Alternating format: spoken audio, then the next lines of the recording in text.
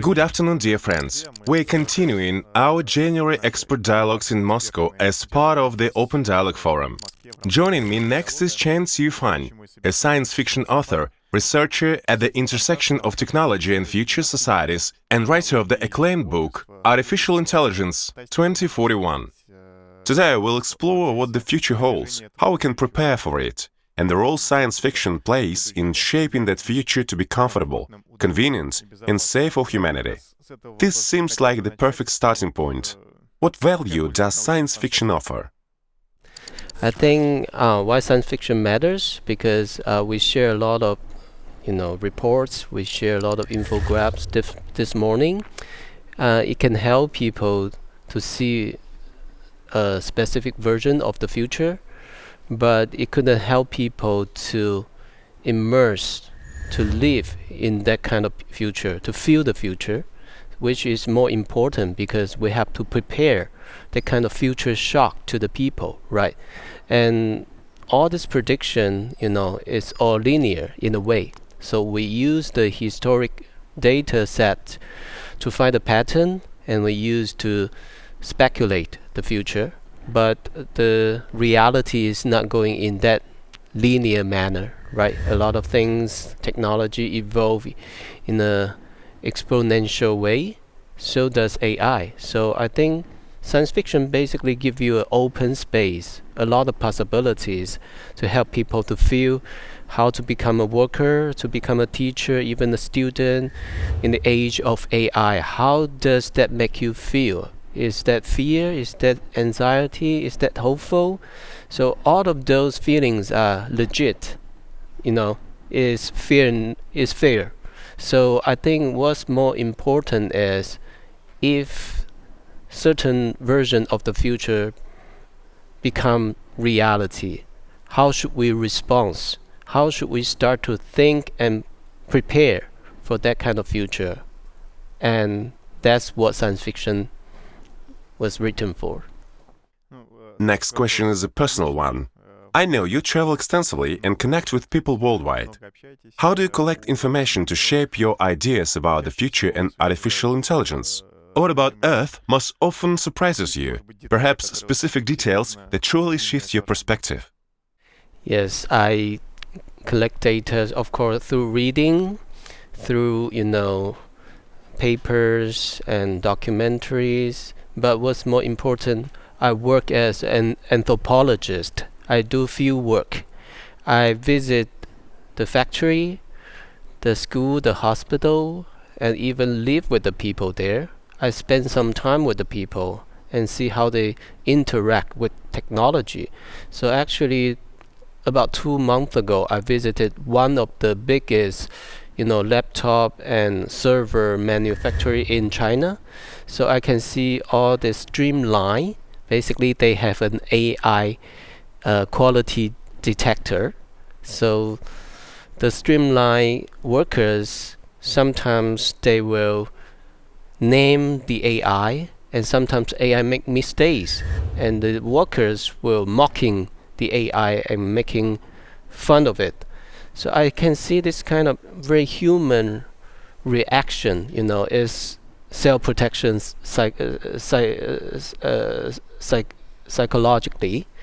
And I can see this kind of feeling because it's not easy for them to adapt. So they create some tricks. They create small rituals working and living with technology. I think this is what human does all the time. So not the technology always surprise me, but how people respond, react, and try to reconcile the reality and to understand what is going on. I think that's the most surprising part, and I put some of those into my stories.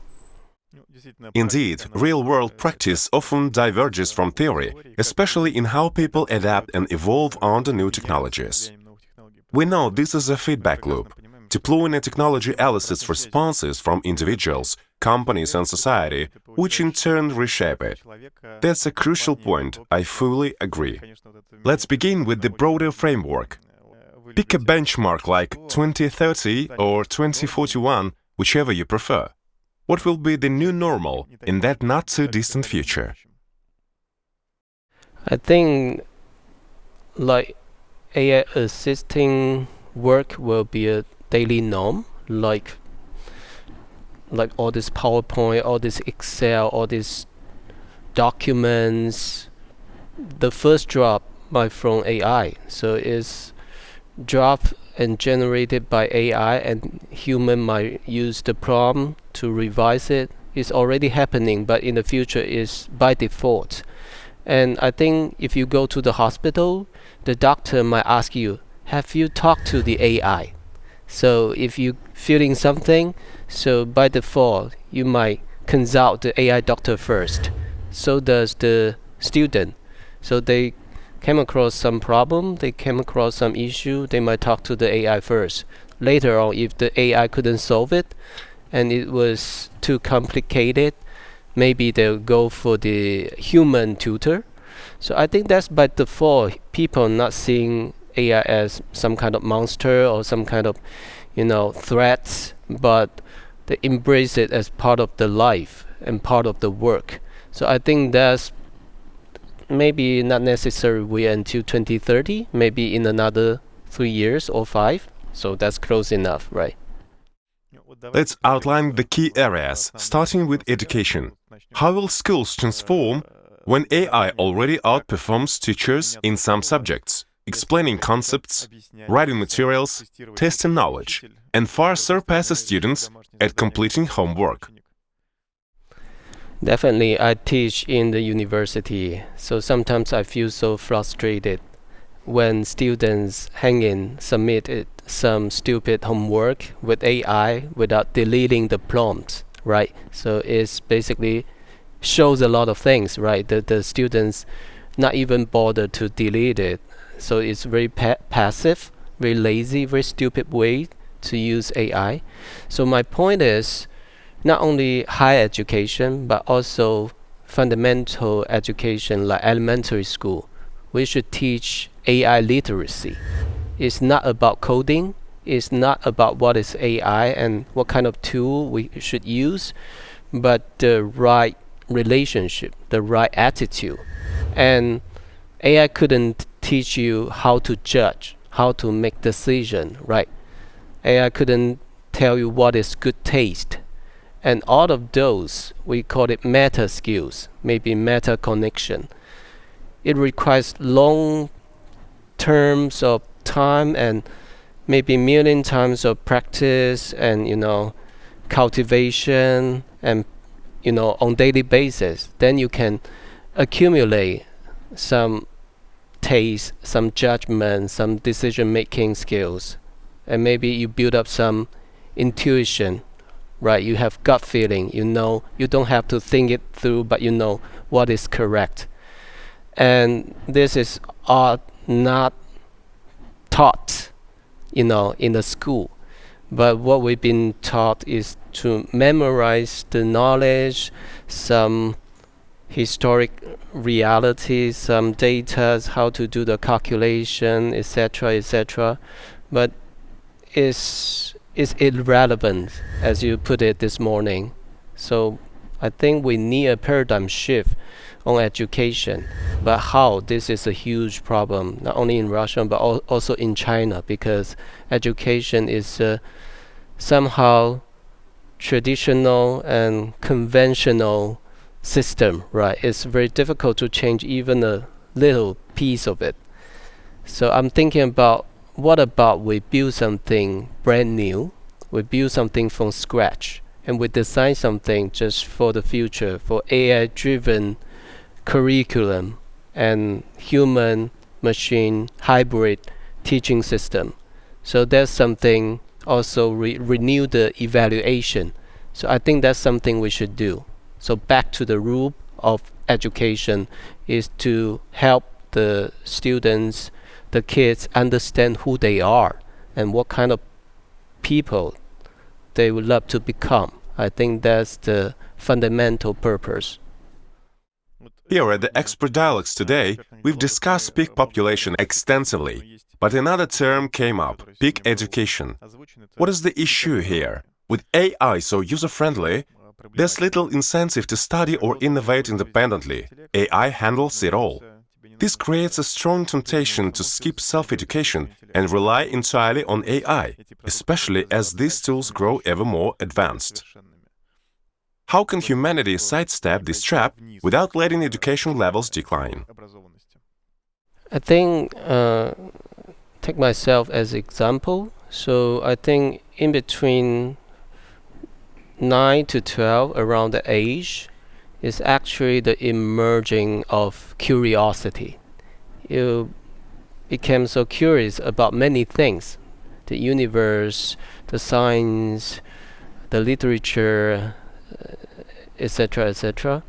So I think before that, I think I will try to limit the use of AI without any, parents' guidance, because it's very risky before your children's neuron connection grow mature. So you just use something like an interface to cut it off from real feedback loop, which means you just basically stop there. You couldn't grow. You couldn't have your own identity, so to actualize, to be integral. And I think we have to encourage students to have real connection, which means you have to connect with real books, real reading through your own immersive, long time and in-depth reading. And also you have to think by yourself, and you have to write or speak, communicate with each other, and try to build up the relationship with other kids, with your parents, with the nature, with the animals, etc., etc. So I think this kind of real connection, authentic connection, is the critical part of education. It couldn't be replaced by a virtual interface. Otherwise, I think, first of all, the attention span will be getting shorter and shorter because too much distraction from all this pop-up news, and you can access to any kind of content immediately. So people's brain intend to seek for stimuli, right? So we seek for more, and it's just like drugs. So I think this is not a good way, not a healthy way to let our students encounter AI from the very beginning. So I think we have to be very, very carefully, because now AI basically is everywhere, and even the parents couldn't tell which one is real, which one is not. What about the kids? So they were born and raised in that environment. So basically they couldn't tell what is real or not. So which means in the future they might feel totally lost and confused and don't know who they are finally. I completely agree. This is a critical issue. Education and how children interact with AI demands our utmost attention right now. But let's move on to the labor market. How will it evolve, which jobs will vanish, and what structural shifts will emerge? I mean, a lot of junior level, white-collar work, because you're dealing with data, right? You're transform some kind of data collection into structuralized reports, analysis, and also client service. That kind of job will totally be replaced or automatically, taken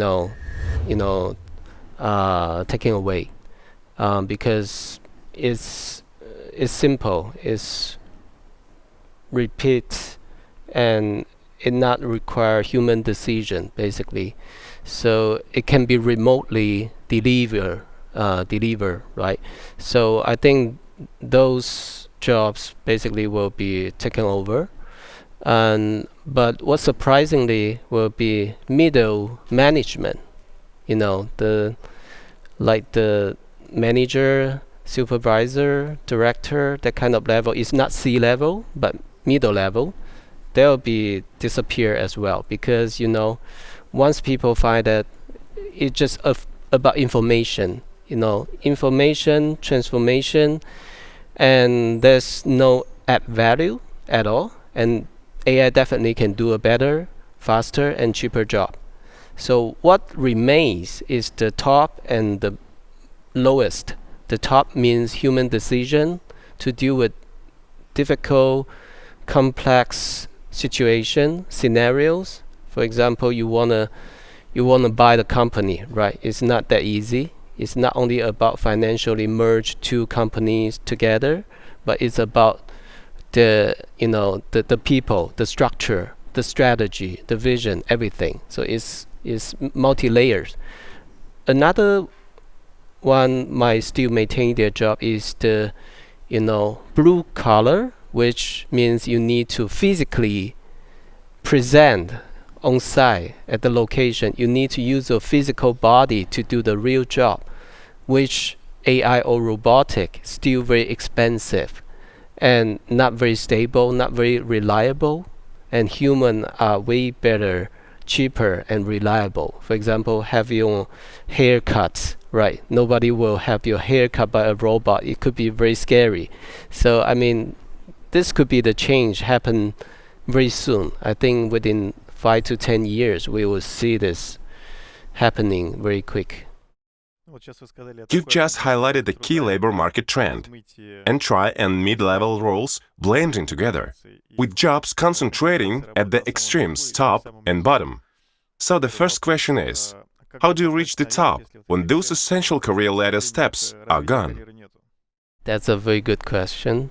I think now the problem is we're losing junior positions, which means there's no entry level employees, and which means they couldn't practice, they couldn't cultivate, they couldn't gain real experience through working hours, right? So they will never be able to reach to the senior level, not mention to the top level. So basically the ladder was destroyed. So I think this is something we didn't figure out how to deal with yet. And I mean, I tell my students, at a certain point you have to create your own job in the future. You don't expect to find a job in the market, because there'll be no job for junior people like you, no matter what industry, no matter what positions. So people intend to hire senior employees, and maybe they are very resourceful, they have very unique skill, couldn't be replaced by AI, or maybe they just have good personality. They're lovely. They want to have this kind of lovely person in the organization to make everyone feels happy. So I think that's all very unique positioning of one employee. So I think we should rethink about the whole thing from the very beginning. You can view this dynamic differently, picture it. We discussed this with an expert today, one group above AI, another below, with AI positioned squarely in the middle. Don't you see the risks of this inequality time bomb and even deeper social stratification? Yes, and the problem is AI is evolving so fast. The iteration basically happen every week, so we can witness new tools, upgrading tools, new models coming out every week, or even every day, right? So people are so exhausted to catch up with all these new coming AI tools. Not to mention, like, if it was upgrade so fast, so people even in the industry are so difficult to catch up. What about the others? What about the ordinary people? They're out of the game. They're out of the league. They don't have the resources. They don't have the know-how. They don't even have the drive to to catch up. So I think they become the irrelevant class by the end of the day. So that's the most concerning part of the whole picture. We also seen AI drive massive shifts in the creative economy and industries. It's already generating lyrics, music, and scripts. You know, my favorite AI joke. A woman says, "I've always dreamed of AI washing dishes in cooking, so I could make music and paint. But now, AI composes the music and paints the picture, leaving me to cook and wash dishes. What's left that's uniquely human, and how do we safeguard it?" Yeah, I have a theory, it's called ecological niche. So which means if you already reach to the top of the pyramid, you are the master. So you don't have to be afraid of AI whatsoever. You can use AI tools, or even somebody will use AI tool to amplify your influence. So they will use the tools to adapt your story into movies, animations, comic books with very low cost. So there will be a safe line there. But if you're under the waterline, so basically you don't have any opportunity, because it means in the market there are infinite cheap and mediocre content created by AI by any seconds, and it's so accessible. Anyone can read it, watch it. I just listened to a AI generated song. It was quite good. It's surprisingly good. And I feel like at a certain point we might go back to the middle age. We need some rich people or organization as sponsor. You need to, you need to pay for some young artists, even nobody's buying their works. You have to nurturing their creativity, because that's what's left for humanity. And I think it takes time for a young artist or writer or musician to accumulate the good taste. And creation is not just production, right? It's like making a series of decisions through time. And through time means you have to make different judgment, you have to decide, and you might sometimes make mistakes, but the time will prove you right or wrong, so create this feedback loop. So without this feedback loop, you can go anywhere. So this is how art or any other creative jobs, right? So basically we go there. But the circle is too long, it's too slow. AI is like that, so it's like iterate itself within nanoseconds. So to me, it's like always AI couldn't replace my authentic feeling, my authentic experience as a human being is subjective, right? And it couldn't replace my taste, my judgment, my aesthetical ethics. So I might see this better than that, no matter how many people like it or not. It's to me, it belongs to me, and it triggers certain kind of very unique feelings. It might trigger my memory as well. So all of those couldn't be replaced by AI. So I listened to the song generated by AI this morning. It feels very nice to listen to, but I didn't feel a thing. You know what I mean? I didn't feel it's connected to me. So I think still there's something belongs to human, belong to human creativity, what AI couldn't do yet. Yet. I believe the near future will center of symbiosis between humans and machines. From my personal experience, AI accelerates creation. You propose a hypothesis, seek critics or ideas, and advance far quicker than before. Creative work in particular thrives in this partnership. It's set to play a pivotal role. Moving on, we've discussed our aging global population today, making healthcare transformation urgent. What do you see as the top priority here? I think what's more important here is the scarcity, because we all know that like Russia and China were huge, huge in space, maybe huge in population, and also highly unequally distributed. All these resources, medical, education, information, infrastructure wise.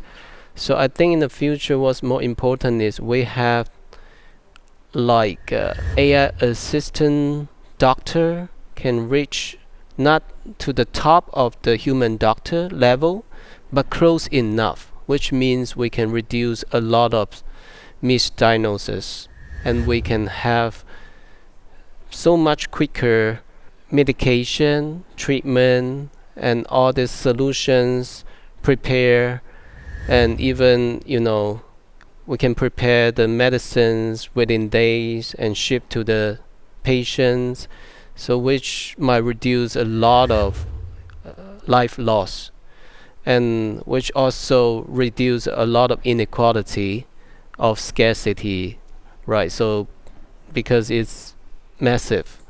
So I think this is more important that we require all this AI doctors reach to the top or even exceed the top level of human doctor, because that's impossible and that's not cost effective wise. So to me, the best thing is you can share some make sense medical care, even health care at home, no matter where you're living, and your elders, your parents, and can be taken care of with very high quality, but with less spending, and you can connect with them like all the time. It's real-time connection, and you understand what is going on immediately, and you can react to that, you can respond to that. So which means it saves a lot of time, and it will save a lot of lives as well. Well, yes, predictive medicine isn't really about reaction speed, it's about prevention. For instance, take Moscow's healthcare platform, which I believe is one of the world's most advanced. A fully digital system with digitized data on every resident, including their health status and test results. It enabled a groundbreaking experiment. Late last year, analysis identified 150,000 of Moscow's 15 million residents, 1% at highest risks of heart attack or stroke in the next 6-12 months. The health system then launched targeted prevention, extra screenings and prophylaxis for this group. These initial steps already demonstrate its power. Yes, I think that's very important. For example, my mom had a stroke. I told this story last year to Mr. President. So, but she didn't know anything. She feels a little bit dizzy, but the very second day she fell and she was taken to the hospital. But what if we have all the system detecting all the biomarkers, everything to prevent it from happening? So maybe she will be easier to recover, right? So I think this is all we need. We better prevent it from happening until it's too late. Absolutely, as the symbiosis of traditional medicine and AI will unlock ways to extend active lifespans. The key isn't just treating illness after it strikes, but fostering conditions for prolonged health and vitality. Let's shift to the next topic. We've covered inequality risks within societies, but new technologies and AI also pose intersocietal divides. Today we discuss technological or digital colonialism. One side controls the solutions, leaving the other fully dependent on them. What are your thoughts? Yeah, definitely true. So I think now AI as a technology is highly centralized, no matter on computation power, no matter on all these models, all these data sets, all this application, and create this so-called data flywheel. So it's basically self-enhancement. So it's getting faster and faster. But what about all those countries don't have the infrastructure, don't have the data? So they might become the data colonialization is the victim. You sacrifice, you trade your data, you trade your market for nothing, and in the future it might become even worse, right? So it's like a monopoly market, so maybe dominant by several major platform. So could be very dangerous because you can see the power dynamic, the ideology, and the value behind all this model is quite similar, right? So it's homogeneous. And what we need is more diverse models, diverse AIs, which means open source, which means public infrastructure, also which means data rights, and also means transparency, right? So this is what we're missing here. What we're missing here in the big structure. So I think we don't want to continue the same old story. We don't want a colonialization repeat in the AI age, and it will become even more extreme. So how to do that? How to break this dead end? We need more open source platform and models. So which means we should all connect together because so many talents out there, right? And so much data sets out there, but it's just not carefully collected and carefully handled. And also there's some endangered language and culture, right? So it's marginalized culture, but it's not preserved well enough. It's not be carefully protected, and all of those could be a very enriched part and diverse and inclusive part of our future AI. So I think this should be a international collaboration altogether. We should build a more diverse AI environment or ecology in the future. Well, the problem is evident, and I fully agree with your conclusion. Institutional economics offers the prisoner dilemma model. Two prisoners face jail. Mutual silence yields the best joint outcome. If one confesses while the other stays quiet, the confessor wins big, and the silent one suffers most. Mutual betrayal is suboptimal too. Theory shows that without external enforcement for cooperation, the system devolves into mutual deception. Regrettably, some nations today prioritize profiting at others' expense over collaborative progress. Yet I'm optimistic that humanity can surmount this through joint effort and constructive competition-driven development. Collaboration is indeed the optimal path. On AI and geopolitics, here's a provocative question. If every country had an AI foreign policy advisor, would wars become more likely or less? That's a good point. That's a very good point. I think it really depends because behind the technology is actually politics, right? And politics relate to one is interest, national interest, and another thing is the mentality.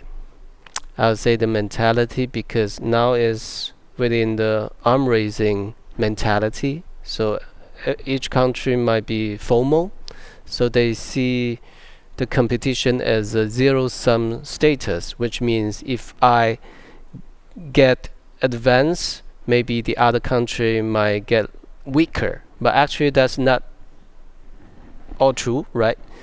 For example, if we share, of course it's not that easy said and done. If we share the know-how, if we share the data set, if we share the open source model, like all the advancement we achieve in science and technology will be beneficial for all mankind, which means it's a positive sum gain. So it's not about me win, you lose. It's about win-win. But secondly, I think it's also about the traditional national state narrative. It's basically driving all of us into a nutshell. So we're all thinking about extracting, enslaving, and capturing more because we are in that kind of mentality. We are very paranoid. We are very anxious. We even fear of missing out, right? So I think the question is why? Why would have to be fear of? even the scarcity, even all this, access poverty we create on this planet is more than enough for everyone. But because of the distribution system was designed and inherited by the old framework like capitalism. So it couldn't be changed, it couldn't be shifted in that way. So which means we'll continue like this, entering a dead loop. But I mean, all the paradigm shift, all the revolution should start from consciousness, should start from our head, start from our belief system. But that's the most difficult part to be changed. Another key aspect is the profound shift in societal trust among people, companies, and nations. How do we maintain trust when AI can effortlessly fake an image, voice, video, or evidence? We're already at a stage where detecting such fakes grows ever harder. What becomes of trust in an AI-driven society? When you talk about symbiosis, basically symbiosis is about trust. It's about two different structure of living things was merged into one greater structure and still maintain each one of its functioning, and which means they build up a higher hierarchical structure of protocol of communication, of transmission of energy, material, information, and which means trust. So without trust, there's no symbiosis, there's no coexistence, there's no co-evolving as well. So I mean, human and AI should build up that trust. Also, human and human should build up that trust. Country and country should build up that trust. But how, right? So how is that trust be built up? I think we should going back to the old tradition of narrative, storytelling, how to tell a new story to compel and to convince each part of it. So this is the big question. If you see the reality, you see the present days from 100 years after, would that be a problem still? I just wonder if the Earth continue within this trajectory, will there be any countries on this planet within 1 century? I highly doubt that. So I think we're at the very edge of the cliff, like we're pushing ourselves towards the cliff, but just nobody wants to step on the brake because we all fear to be thrown away from this bullet train. So this is how I see it. One more point. What becomes of culture and traditions in AI-driven world? If we rely on general models, especially those trained mostly on data from dominant cultures, will there still be room for diverse cultures and traditions? I think that's the work we have to do. I just visited the Book of Fairy Tale, the exhibition here. It was fantastic. I was so impressed by all this rich, diverse, fairy tale stories and how the team built up this immersive, interactive content experience. So I think this is the good way to show us, tradition, cultures, even like lost civilizations could be restored, could be preserved, could be reinvented in a modern way with technology, right? With the assistance of AI for sure. The problem is, do we have the eyes? Do we have the ability to recognize them? Do we have the intention to protect them? So it's about the power dynamic. So the world is full of beauty, full of wonders. But the problem is, should we just keep everything as the same, just like the globalization 1.0, right? Basically, it's the dead end because it means Americanization. It goes to nowhere. So how can we maintain everything within its own place, preserve its own nuance and authenticity, but meanwhile, we agree to appreciate each other. So I think that's the problem of also, again, trust, protocol, and telling the new story altogether. Yes, thank you very much. To wrap out our discussion, there's my final traditional question. What single key idea would you share with government leaders, executive, and everyday people? I want to urge everyone, when you try to think or speak of AI, you don't use, AI will cause unemployment, but instead, the way we choose to use AI will cause unemployment. So this is the perspective shift. It's not the technology to doing all the bad things. It's us. It's the decision we make causing everything bad. So take the responsibility and think and speak and act carefully, because that's the only way we can steer the ship around. We can not to hit the iceberg. We can find the new destination. So that's the hope for not only the human beings, but also the planet. Thank you very much. We're joined today by Mr. Chen. We've truly explored the future, and it's vital to discuss it, envision it, and craft scenarios for it to better prepare and shape a brighter one. Thank you again.